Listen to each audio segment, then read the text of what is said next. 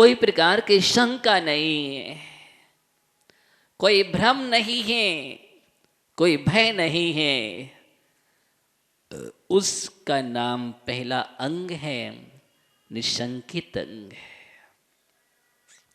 श्रद्धा हो, निशंक हो, श्रद्धा हो, निशंक हो। अब आचार्य सम्यक दर्शन के अंगों की बात कर रहे हैं, क्योंकि अंग विहीन सम्यक दर्शन मोक्ष मार्ग में कार्यकारी नहीं है।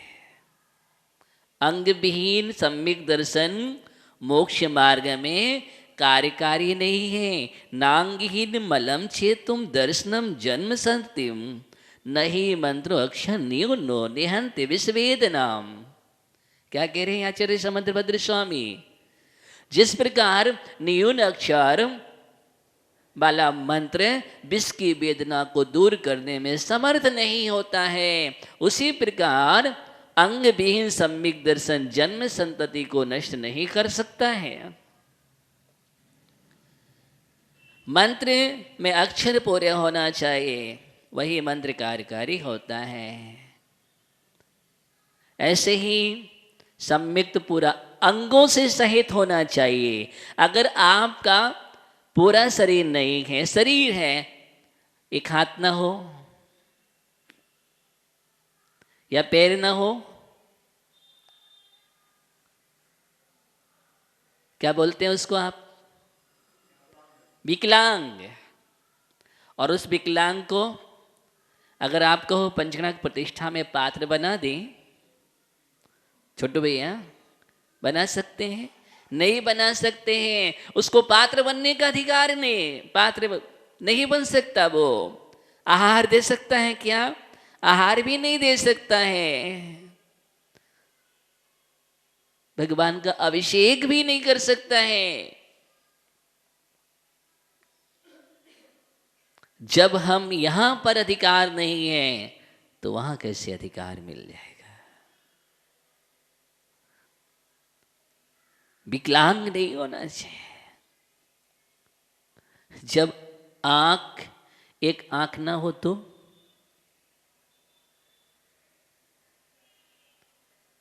विचार करिए, पूरा होना चाहिए, एकदम सही सही होना चाहिए। दोनों पैर होना चाहिए, वो भी सही होना चाहिए। दोनों हाथ होना चाहिए, वो भी सही होना चाहिए। हृदय भी होना चाहिए, रीढ़ भी होना चाहिए, पृष्ठ पीठ भी होना चाहिए, मस्तिष्क भी होना चाहिए, इतम भी होना चाहिए। इसका नाम पूरा शरीर है, अंगों सहित है। बस इन्हीं 8 अंगों के साथ, जैसे शरीर के 8 अंग होना अनिवार्य है, वैसे ही सम्यक के 8 अंग होना जरूरी है। 8 अंग सहित सम्यक दर्शन है, वही सकल सम्यक दर्शन कहलाता है, और वही सकल सिद्धि का कारण बनता है। वही सकल परमात्मा को उत्पन्न कर सकता है और सकल से निकल की ओर बढ़ सकता है। इसलिए सकलांग होना जरूरी है। आज हम पहले अंग को देखने का प्रयास करेंगे। और पहला अंग जिन बच में शंका न धर, जिन बच में शंका न धर, इतना ही है। जिन भगवान के वचनों में किसी भी प्रकार का शंका, कोई संदेह नहीं होना, कोई संदेह नहीं होना। जैसी देशना में कह रहा है सत्य है, आगम में लिखा है सत्य है, आचार्यों की वाणी सत्य है, कोई संदेह नहीं। हम तत्व को नहीं समझ पा रहे, ये हमारे ज्ञान की कमजोरी है, ये हमारा क्षोभसम नहीं है, इसलिए हम उस तत्व को नहीं समझ पा रहे हैं। लेकिन तत्व में कोई संदेह नहीं है, तत्व तो है। इस प्रकार की श्रद्धा, कोई शंका नहीं करना। जिन भगवान के तत्व सूक्ष्म भी हैं, सूक्ष्म से सूक्ष्म जो हमारा विषय नहीं बन पाते हैं, तो क्या करें? क्या होते नहीं, नकार दें? नहीं नहीं, हमारा ज्ञान का विषय नहीं है। कुछ ऐसे हैं जो अवधि ज्ञानी का विषय बनता है, कुछ मनापर ज्ञानी का विषय बनता है, और केवल ज्ञानी का विषय बनता है। मेरे पास तो मति शुद्ध ज्ञान है, मति शुद्ध ज्ञान में भी पूर्ण नहीं है, उसका भी चेवसम नहीं है। जिन ग्रंथों को आचार्य भगवंतों ने लिखा है, आज हम उनको टीका भी नहीं पढ़ पा रहे हैं, लगा भी नहीं पा रहे हैं, तो हम कैसे समझेंगे? आज हमारे अंदर एक प्राकृत की कारका बनाने की सामर्थ्य नहीं है, और आचार्यों ने इतने बड़े बड़े ग्रंथ लिख दिए हैं, फिर भी हम अपनी बुद्धि से उनको तोलने की कोशिश करें, ये हमारी नादानी है। उसमें हम करेक्शन की कोशिश करें, ये हमारी नादानी है। पहले तो ग्रंथ लिखने की क्षमता रखो, फिर बाद में तुम करना। वो क्षमता ही नहीं तुम्हारे पास, कहीं का कहीं लगा दोगे। आज यही तो हो रहा है, हम तोड़ मरोड़ करके कहीं भी प्रस्तुत कर देते हैं, जबकि आपको पता ही नहीं है उस गाथा का अर्थ क्या है। शब्दार्थ में जाइए, पहले शब्द का अर्थ क्या है। हाँ, भावार्थ समझिए, उसका भाव क्या है। आगमार्थ समझिए, उसका आगम क्या कह रहा है। नयार्थ समझिए कि नय किस नय की विवक्षा से कथन किया गया है, और मतार्थ समझिए कि किस मत का खंडन मंडन चल रहा है। ये 5 बातें होना बहुत जरूरी है। 5 चीज कौन सी है? शब्दार्थ, भावार्थ, आगमार्थ, नयार्थ, मतार्थ। ये सब कुछ ज्ञान होने पर सही विवेचना होती है, सही भाव समझ में आता है। चल रहा था सांख्य मत का खंडन और लगा लिया तुमने अपने आप में, तो क्या होगा? इसलिए किस मत का कहाँ खंडन चल रहा है, आचार्य भगवान का अभिधेय है, आगम अर्थ क्या करें, किस नए से विवक्षा चल रही है, इस सारी बातों का ज्ञान तब होगा जब हम स्वाध्याय करेंगे, तभी तो होगा ना। नहीं तो अलमारियों में धूल जराते रहे या खोल करके ना देखे, कहाँ है फुर्सत? कहाँ है फुर्सत? ग्रंथों को पढ़ो, ग्रंथों को पढ़ो, बहुत जरूरी है। तुम्हें बात कर रहा हूं समझिन बच में शंका न धार। इतने सूक्ष्म तत्व भी हैं जिन पर आगम में कहा है तो सत्य है। बहुत सारे आज्ञा सिद्ध होते हैं। क्या होते हैं? आज्ञा सिद्ध होते हैं। अब कोई कहे सुमेरु पर्वत वर्णन है, सुमेरु पर्वत दिखाओ, तो तुम्हारी सामर्थ्य नहीं पहुंचने की, अब दिखाएं कैसे? आज्ञा सिद्ध है। राम रावण हुए, हाँ हुए, तो कौन जानता है? अरे जैसे आप जानते हैं कि आपके दादा परदादा आदि आदि हुए, ऐसे वो भी हुए। बहुत पदार्थ, परमाणु होता है, हाँ, अब परमाणु इतना सूक्ष्म होता है कि इंद्रियों का विषय ही नहीं है। आपके मति शुद्ध ज्ञान का भी विषय नहीं है परमाणु, अवधि ज्ञान का विषय है। किसका है? वो भी परमावधि सर्वावधि ज्ञान का विषय है।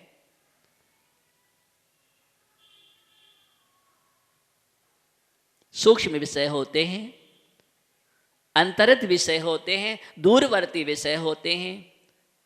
ये सुमेरु पर्वत आदि ही दूरवर्ती हैं, अंतरित हैं। राम रावण आदि पांडव आदि महापुरुष हुए, सूक्ष्म परमाणु आदि पदार्थ हैं। सूक्ष्म अंतरित दूरार्थ, प्रत्यक्ष कश्चित था, अनुमेय ज्ञादि रीति सर्वज्ञ संस्थिति। आप्तमीमांसा में शमंद्रभद्र स्वामी लिखते हैं तो सूक्ष्म अंतरित और दूरवर्ती पदार्थ प्रत्यक्ष किसी न किसी के प्रत्यक्ष तो थे। क्या थे?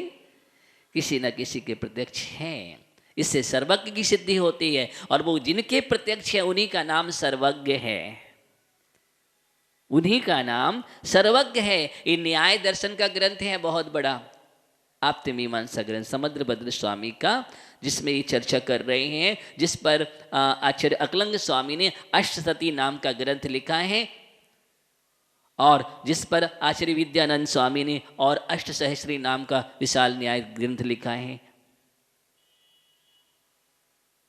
ऐसे ऐसे ग्रंथ हैं, जब आप पढ़ेंगे आश्चर्य करेंगे। इस तत्व की सिद्धि करने के लिए वह सर्वज्ञ की भी सिद्धि की गई है। हर किसी का सर्वज्ञ नहीं होता है, जो सर्वज्ञ होता है वही सर्वज्ञ होता है। ये न्याय दर्शन की चर्चा है। मैं आपसे बात कर रहा कि जिन वचन में शंका न धार, जिन भगवान के वचनों में किसी प्रकार का शंका संदेह नहीं होना, इसका नाम निशंकित अंग है। आज्ञा सिद्धम तदग्राह्यम नान्यथा वादनोजिना। ये तत्व तो आज्ञा सिद्ध है। क्यों? जिनेन्द्र भगवान अन्यतावादी नहीं होते, जिनेन्द्र भगवान का कथन अन्यथा नहीं हो सकता है। क्यों? क्योंकि वो बीतरागी है। रागी द्वेषी का कथन तो अन्यथा हो सकता है, लेकिन बीतरागी का कथन अन्यथा नहीं हो सकता है। इसी का नाम श्रद्धा है। और ये दृढ़ श्रद्धा का नाम, मजबूत श्रद्धा का नाम निशंकित है। और जब हमें संदेह नहीं होता है तो हम आराम से आगे बढ़ जाते हैं। फिर हम कहीं भागने की जरूरत नहीं है। उस श्रद्धा का नाम, इस श्रद्धा का नाम, प्रगाढ़ श्रद्धा जिसको बोलते हैं, इसका नाम निशंकित अंग है। अंधश्रद्धा नहीं, न अधूरी श्रद्धा कि कोई विपत्ति आई तो भगवान के पास पहुंच गए, काम बन गया तो भगवान आप सही हैं, और काम नहीं बना तो भगवान। मैं इतने दिन से तो पाठ कर रहा था, मैं भक्तामृत स्तोत्र पढ़ रहा था, आपने जैसा बताया था वैसा ही किया, लेकिन क्या मिला? कुछ नहीं हुआ। कुछ नहीं होता है। इसका नाम आपने अश्रद्धा पैदा कर ली है। क्यों? क्योंकि आप पूरे भगवान पर डिपेंड इतने कैसे होंगे? भगवान करता थोड़ी है। निशंकित अंग का मतलब भगवान करता नहीं है। भगवान देने लेने का काम नहीं करते हैं कि भगवान सुखी कर देंगे। तो क्या भगवान ने दुखी भी किया है आपको? नहीं, करता नहीं है, कर्तावाद नहीं है। भक्ति करने से हो जाता है। ये हमारी विशुद्धि का कार्य है। किसका कार्य है? ये हमारी विशुद्धि का कार्य है। वो निमित्त है, अवलंबन है। क्या है? निमित्त है, अवलंबन है। अरे भगवान जब आपके कुछ नहीं करते हैं तो उनके पास जाने से क्या फायदा? भगवान कुछ नहीं करते हैं।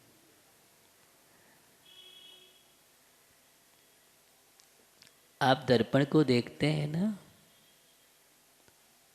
दर्पण के पास जाते हैं आप, क्यों? क्यों जाते हैं? बोलिए। दर्पण कुछ करता है? क्यों जाते हैं आप दर्पण के पास? सोनी भैया, दर्पण देख के आते हैं? तो क्या करते हैं आप? दर्पण को चेहरा दिखाने जाते हैं कि दर्पण में चेहरा देखने जाते हैं? क्या करते हैं आप मनोज भैया? चेहरा देख के आए कि नहीं? देखा कैसा था? आप दर्पण को देखने जाते हैं कि दर्पण में देखने जाते हैं? दर्पण में देखने जाते हैं, दर्पण को देखने नहीं जाते हैं। तो क्या दर्पण में देखने से क्या होता है? दर्पण आके आपको सही कर देता है ना, बेटा तुम टिप टॉप रहो, ठीक रहो? नहीं, रहस्य को समझना। जैसे हम दर्पण के पास जाते हैं तो हमारा दर्पण में प्रतिबिंब दिखता है और हम दर्पण में देखते हैं। जो दर्पण में देखना, इसका नाम दर्शन है। इसका नाम क्या है? इसका नाम दर्शन है। वो दर्पण में देख करके जान लेना कि नहीं हम अस्त व्यस्त हैं, उसका नाम क्या है? ज्ञान है। और फिर अपने बिखरे हुए बालों को संभाल लेना, चेहरे में दाग था उसको साफ कर लेना, इसका नाम चारित्र है। अब बोलो, दर्पण ने किया, दर्पण में देख करके हम स्वयं पुरुषार्थ करते हैं, दाग धब्बे हम हटाते हैं, दर्पण नहीं हटाता। लेकिन बिना दर्पण में देखे वो ज्ञान नहीं होता है। बस इसी का नाम दर्शन है कि भगवान के पास हम जाते हैं, वीतरागता रूपी दर्पण में देखते हैं, हमें अशुभ कर्म आदि पाप कर्म आदि दिखते हैं कि आत्मा में चिपके हैं, हमारी आत्मा मैली है, रागी देशी हैं। तब उसमें जाकर देख लेते हैं, पर हम उसको हटाते हैं, भगवान नहीं हटाते।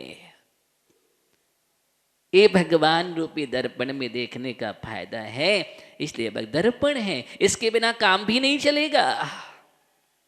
चलेगा क्या? नहीं चलेगा। इतना निर्मल दर्पण में देखने, इतनी निर्मलता आ जाती है, हम सब साफ कर लेते, सफाई सफाई सफाई। दीपावली चल रही है,